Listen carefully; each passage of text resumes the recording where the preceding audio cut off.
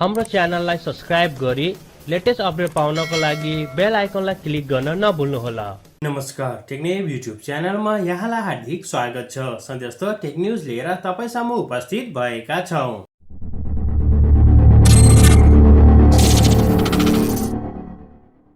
Finally ओप्पोले आफ्नो Oppo F19 प्रोलाई चाहिँ नेपाली बजारमा चाहिँ लन्च गरिसकेको छ। एक जुनले चाहिँ उले चाहिँ प्री बुकिङ चाहिँ स्टार्ट गरिसकेको छ। यदि तपाईहरुले चाहिँ पहिले प्री बुकिङ गर्नु भने अब चाहिँ 50 जनाले चाहिँ फर्स्ट हो न, पहिला 50 जनाले चाहिँ जसले चाहिँ प्री बुकिङ गर्नुहुन्छ उहाँहरुको लागि चाहिँ Oppo Enco W11 जुन चाहिँ सानो हेडसेट थियो ब्लुटुथ वाला, त्यो चाहिँ तपाईहरुले चाहिँ फ्रीमा चाहिँ प्राप्त गर्न सक्नुहुनेछ। यसको साथसाथ यसमा चाहिँ MediaTekको Helio P95 को प्रोसेसर रहेको छ। 8GB को RAM 128GB स्टोरेज वाला चाहिँ उनीहरूले नेपाली बजारमा लन्च गरेका छन्। प्राइस कति हामीले कुरा गर्ने हो भने 44,990 चाहिँ यसको प्राइस रहेको छ। र तपाईले सजिलो तरिकाले चाहिँ ओप्पोले अथराइज गरेको डिलरबाट चाहिँ आफ्नो लागि चाहिँ यो मोबाइल चाहिँ प्री बुकिङ गरेर ओप्पोको ब्लुटुथ वाला हेडसेट जुन फ्रीमा चाहिँ प्राप्त गर्न सक्नुहुनेछ। ओप्पोले आफ्नो ओप्पो ब्यान्ड स्टाइललाई पनि अलरेडी नै नेपाली बजारमा चाहिँ लन्च गरेको छ, जसमा हामीले चाहिँ 1.1 इन्चको चाहिँ एमोलेड डिस्प्लेलाई देख्ने छौं। यो चाहिँ तपाईले सजिलो तरिकाले अफलाइन तथा अनलाइन मार्केटमा पनि प्राप्त गर्न सक्नुहुनेछ। यिनको प्राइसको कुरा गर्ने भने नेपाली मार्केटमा यसको प्राइस चाहिँ 5,549 रहेको छ। फाइनली स्यामसङले पनि आफ्नो असम अनप्याक इभेन्ट चाहिँ अलरेडी नै गरिसकेको छ र उसले अलरेडी नै एनाउन्स पनि गरिसकेको छ। हुन त हामीलाई चाहिँ पहिले थाहा छ कि स्यामसङ ग्यालेक्सी A52 5G र 4G भेरिएन्ट र A72 को चाहिँ अनप्याक इभेन्ट थियो भने चाहिँ उनीहरूले चाहिँ अलरेडी नै एनाउन्स गरिसकेको छ। र यो मोबाइल चाहिँ उनीहरूले चाहिँ युके मा अलरेडी नै एनाउन्सको साथसाथमा चाहिँ उनीहरूले चाहिँ मार्केटमा पनि लिएर आइसकेको छ। यदि हामीले लिक्स रुमरहरुको कुराहरूलाई मध्यनजर राख्ने हो भने चाहिँ यो दुईवटा मोबाइल चाहिँ तीनवटा मोबाइलहरु चाहिँ नेपाली बजारमा चाहिँ यो मार्च महिनाको अन्तिमतिर चाहिँ देख्न सक्ने चाहिँ सम्भावना रहेको छ।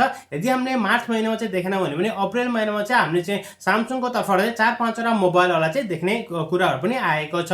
स्यामसङ ग्यालेक्सी A52 चाहिँ 4G भेरिएन्टको मोबाइल चाहिँ नेपाली बजारमा लन्च हुन्छ भन्ने कुरा आएको छ। क्यामेराहरु एकदमै राम्रो रहेको छ। डिस्प्ले त तपाईलाई थाहा नै छ, स्यामसङको डिस्प्ले सुपर एमोलेड डिस्प्ले देख्न सक्नुहुन्छ। 64 मेगापिक्सलको मेन क्यामेरा, 32 मेगापिक्सलको यहाँको सेल्फी क्यामेरा रहेको छ। 4GB RAM 128GB स्टोरेजको प्राइस चाहिँ नेपाली बजारमा 43,000 रुपैयाँसम्म हुने चाहिँ सम्भावना रहेको छ। यसैगरी यदि हामीले चाहिँ स्यामसङ ग्यालेक्सी A72 को कुरा गर्ने चाहिँ यिनीहरुको पनि कन्फिगरेसनहरु चाहिँ अलमोस्ट नै सेम रहेको छ। यसमा पनि हामीले चाहिँ सुपर एमोलेड डिस्प्ले देख्न सक्छौं। Infinity O super AMOLED plus full HD को डिस्प्ले रहेको छ। भनेपछि 64 मेगापिक्सलको यिनीहरु चाहिँ हामीले मेन क्यामेरा देख्न सक्छौं। यसको साथसाथै हामीले सेल्फी क्यामेराको कुरा गर्ने 32 मेगापिक्सलको सेल्फी क्यामेरा रहेको छ। यसमा हामी चाहिँ 3x को चाहिँ टेलिफोटो लेन्स देख्न सक्छौं। त्यो चाहिँ एकदमै राम्रो रहेको छ। यसमा चाहिँ 6412 प्लस 8 मेगापिक्सलको रहेको छ। भने 5 मेगापिक्सलको चाहिँ माइक्रो सेन्सर चाहिँ क्यामेराको हिसाबले हेर्नु चाहिँ यो चाहिँ एकदमै राम्रो रहेको छ। र स्न्यापड्र्यागन 720G को चाहिँ यसको प्रोसेसर रहेको छ। प्राइस कति हामीले कुरा गर्ने हो भने चाहिँ स्टार्टिङ भेरिएन्टको प्राइस चाहिँ नेपाली बजारमा 58,000 रुपैयाँसम्म चाहिँ हुन्छ भन्ने कुरा आएको छ, जुन चाहिँ 6GB को RAM र 128GB को स्टोरेज रहेको छ।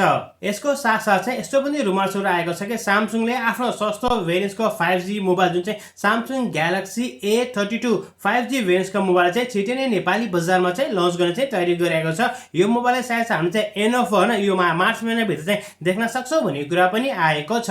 iQ5 Neo चाहिँ अलरेडी प्री अर्डरको लागि चाइनिज बजारमा चाहिँ उनीहरूले चाहिँ लन्च गरिसकेको छ र 3-4 वटा भेरिएन्टमा चाहिँ अवेलेबल रहेको छ। हेर अब नेपालको बारेमा त आजको डेटसम्म चाहिँ कुनै पनि यस्तो अपडेट छैन र चाहिँ अब यो मोबाइल चाहिँ नेपाली बजारमा कहिले के कति प्राइसमा आउँछ, यदि नेपाली बजारमा आयो भने चाहिँ यसको बारेमा चाहिँ इन डिटेल चाहिँ हामीले चाहिँ कुरा गरौँला। Xiaomi को चाहिँ आउन लागेको मोबाइल जुन चाहिँ Mi 11 Lite का चाहिँ केही रेन्डरहरु चाहिँ बाहिर आएको छन्, जुन फोटो चाहिँ तपाईले चाहिँ हेर्न सक्नुहुनेछ। र लिक्स रुमरहरुकै कुराहरुलाई मध्यनजर राख्ने हुन्छ हामीले चाहिँ एन्ड अफ दिस मन्थ नभने अप्रिल महिनामा चाहिँ यो मोबाइल देख्न सक्छौं भन्ने कुरा पनि आएको छ। रेडमीले आफ्नो चाहिँ 3वटा स्मार्ट टिभीलाई चाहिँ इन्डियन बजारमा चाहिँ लन्च गरिसकेको छ। नेपाली बजार कति हामीले कुरा गर्ने हो भने चाहिँ आजको डेटसम्म चाहिँ अफिसियल रूपमा चाहिँ यस्तो कुनै पनि अपडेट छैन कि यो जुन स्मार्ट टिभीहरु छ नेपाली बजारमा कहिले के कति प्राइसमा चाहिँ उनीहरुले चाहिँ लन्च गर्छन् भन्ने बारेमा। ZTE एक्जोनको बारेमा त तपाईलाई थाहा नै छ, जुन त्यो कम्पनी हो जसले चाहिँ संसारकै पहिलो अन्डर डिस्प्ले वाला चाहिँ सेल्फी क्यामेरा लिएर आएको थियो, फर्स्ट र सेकेन्ड जेनेरेसन पनि। भनेपछि अहिले चाहिँ यस्तो कुरा पनि आएको छ। कुरा भन्नु भने अफिसियली एउटा चाहिँ उनीहरुको चाहिँ पेज जुन टिजर पेज छ त्यो चाहिँ आउट भएको छ। त्यो पोस्टर हो हैन, पोस्टरमा चाहिँ उनीहरूले चाहिँ अलरेडी क्लियरली मेन्सन गरेको छ कि अब आउनै लागेको जुन उनीहरूको मोबाइल छ त्यसमा हामीले चाहिँ 64 मेगापिक्सलको चाहिँ तीनवटा क्यामेरा देख्न सक्नुहुन्छ। 64 64 64 चाहिँ त्यस्तो खालको पावरफुल क्यामेरावाला मोबाइल चाहिँ उनीहरूले चाहिँ लिएर चाहिँ आउने तयारी गरिरहेको छ। स्पेशली यो चाहिँ युरोपमा लन्च हुन्छ र चाइनिज बजारमा लन्च हुन्छ। नेपालको बारेमा त यस्तो कुनै पनि यस्तो अपडेट छैन, तर one of the best camera phone सायद चाहिँ यो चाहिँ जुन आउन लागेको ZT को फोन चाहिँ बेस्ट हुन्छ जस्तो चाहिँ मलाई पनि लागिरहेको छ। र साथीहरू आजको अपडेट चाहिँ यही नै रहेको छ र यहाँसम्म भिडियो हेरेर मलाई साथ दिनुभएको चाहिँ तपाईँलाई चाहिँ धेरै धेरै धन्यवाद। यदि तपाईँहरूलाई पनि यस्तै भिडियोहरू हेर्न मनपर्छ भने चाहिँ हाम्रो च्यानललाई सब्स्क्राइब गरी साथमा रहेको बेल आइकनलाई क्लिक गर्न पनि नभुल्नु होला। यो भिडियोलाई लाइक गर्नु होला, तपाईँले यो भिडियो साथीभाइसँग चाहिँ अवश्य सेयर गर्नुहोला। अर्को भिडियोमा त हाम्रो भेट हुनेछ। तबसम्मको लागि bye bye, take care, have a great and fun time.